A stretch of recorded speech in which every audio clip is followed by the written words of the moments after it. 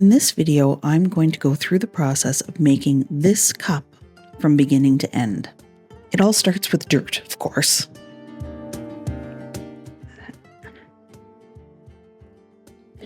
I typically use about 600 grams of clay for one of these cloud cups. How much clay you use really does depend on your throwing style, how thin you throw your cups, all of that. I've got this cup on tile bat, and so it will dry and pop right off. So I leave a smaller bottom on it than I would if I had to wire it off of the bat.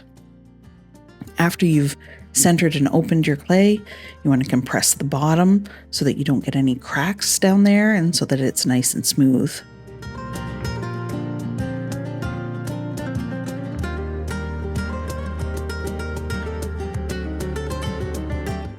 Then the first thing I do is even out the walls a bit. And that's really what you're seeing here in this pull. It's not so much raising the walls as it is just evening things out so that as I do the rest of the work, the pulls are smooth and even. As I opened the piece, it came a little bit off center, so you're seeing me just kind of try and stabilize that again here.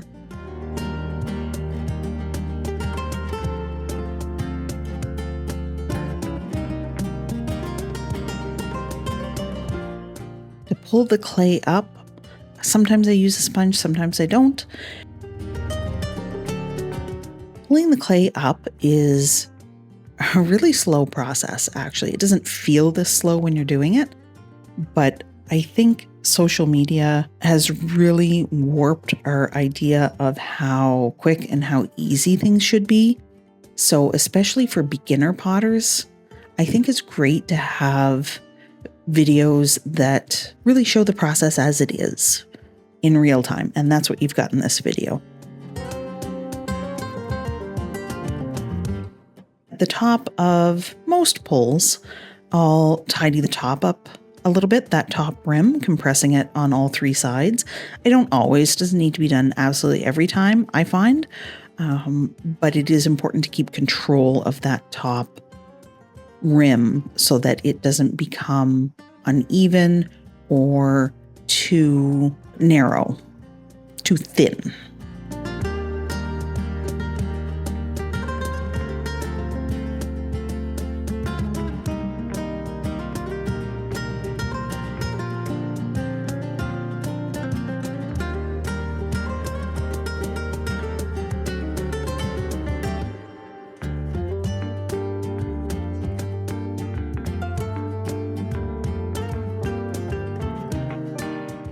You see on that pull, I released too quickly up at the top, and there's a little bit of a wobble there. That's okay, I'll fix that, but that is why you want to be really steady when you're doing your pulls, especially at the top, and just smoothly release the pull at the top of the cup.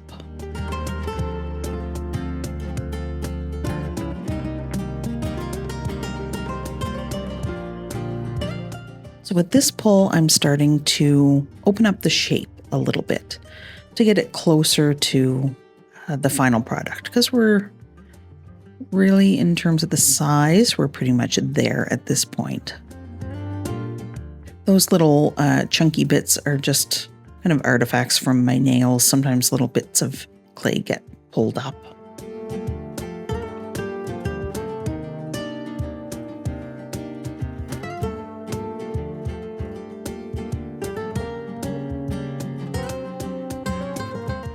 And again, compressing the rim.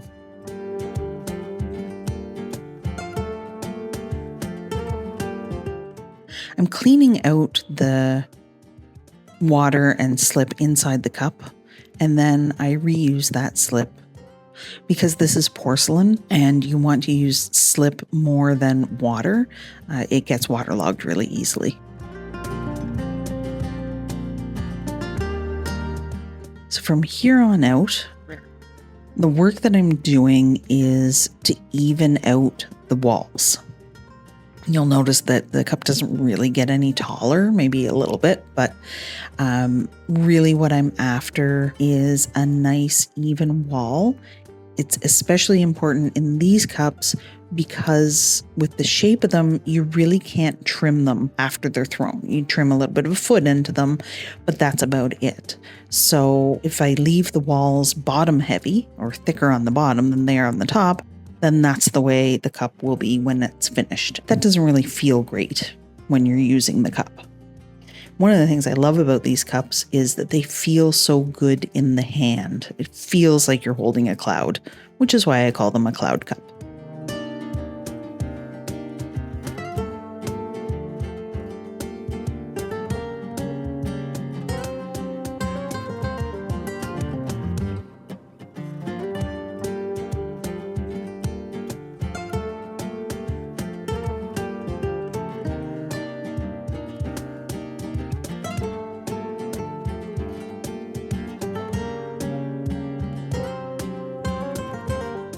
Got the slip again out, and you can see that I've touched the rim there. That's okay. Tidy that up.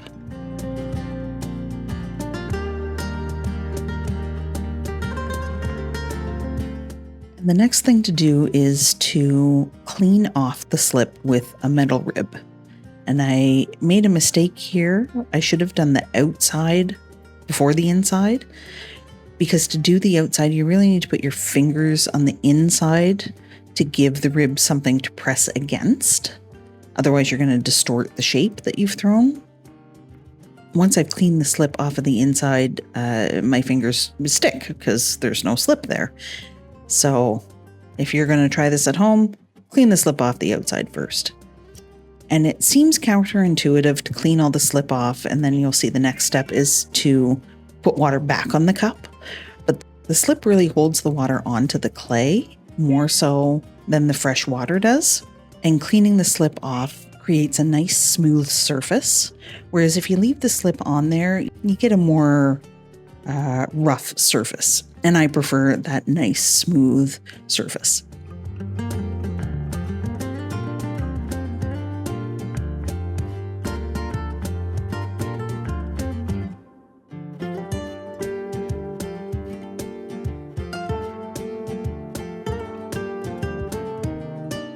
Here I'm trimming the skirt of clay off of the bottom of the cup. That tidies it up and prepares it for the trimming that will happen after the cup is dry.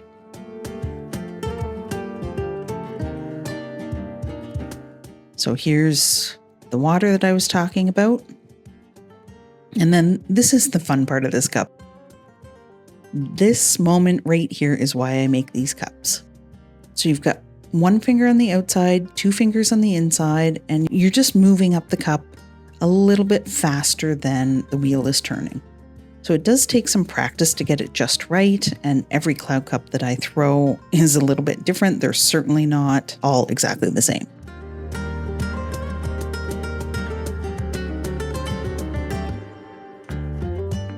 So this is it. The throwing is done. I'm just tidying things up, kind of getting as much water as I can off of there so that it will dry quickly. Being really gentle on the inside so that I don't disturb the spiral that I just put into the cup.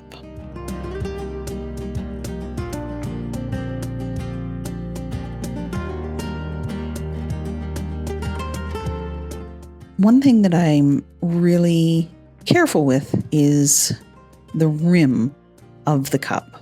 I like for the rim to be very evenly round. I think it just makes for a more polished end product. Trimming these cups is super simple. I don't put a deep foot into them. I just smooth them off a bit, basically. What is tricky with trimming these is getting the things centered.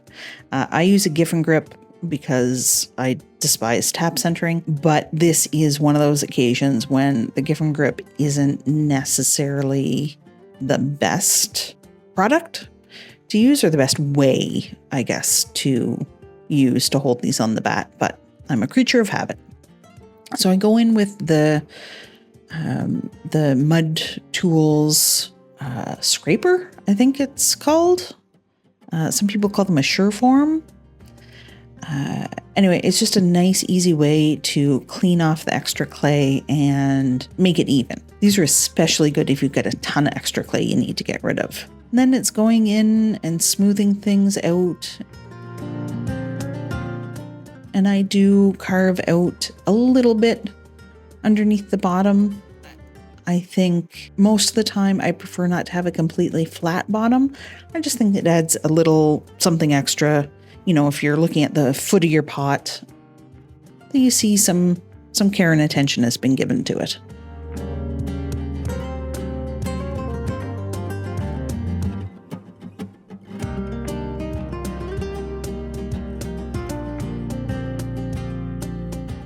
Here I'm using a diamond core tool.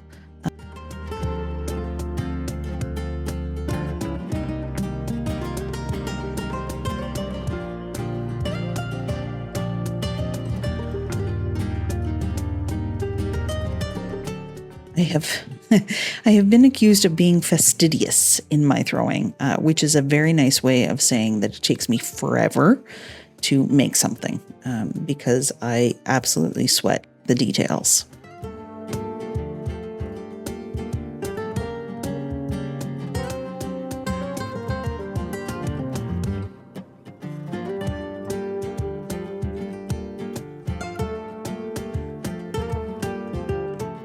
And the last part of trimming this, very important, is to smooth it out a bit. So by compressing it, I'm using wood here. I'm using the end of the diamond core tool.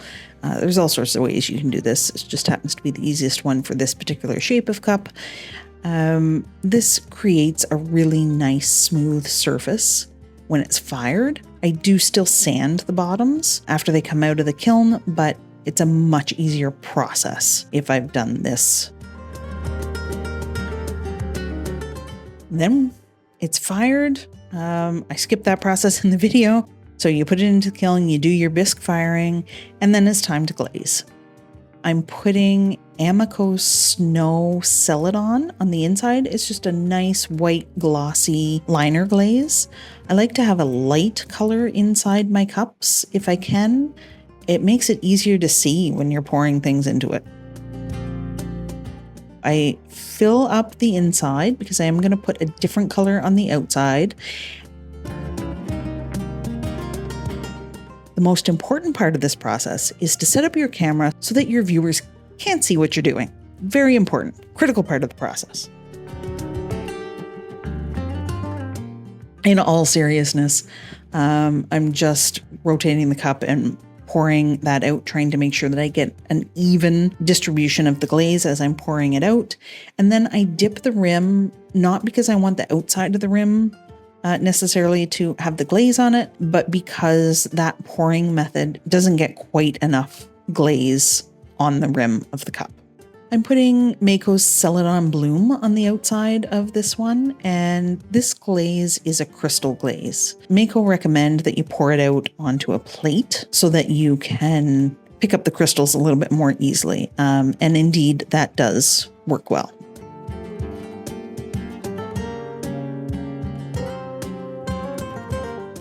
I am fast forwarding the glazing. With brush glazing, it's a long process, not gonna lie. So, if you're brush glazing, it's gonna take a while. With brush on glazes, I will typically do 3 coats. It depends on the glaze, so you really do need to test and make sure that you know what your glaze needs in order to produce the best results.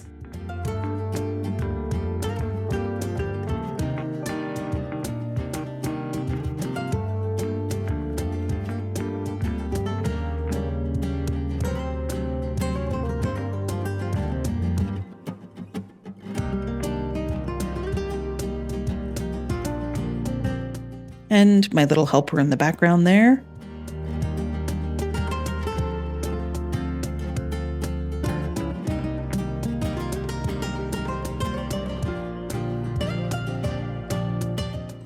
we have it. 3 coats of glaze. Once again, it goes in the kiln, and here's the finished result. I think it's absolutely beautiful.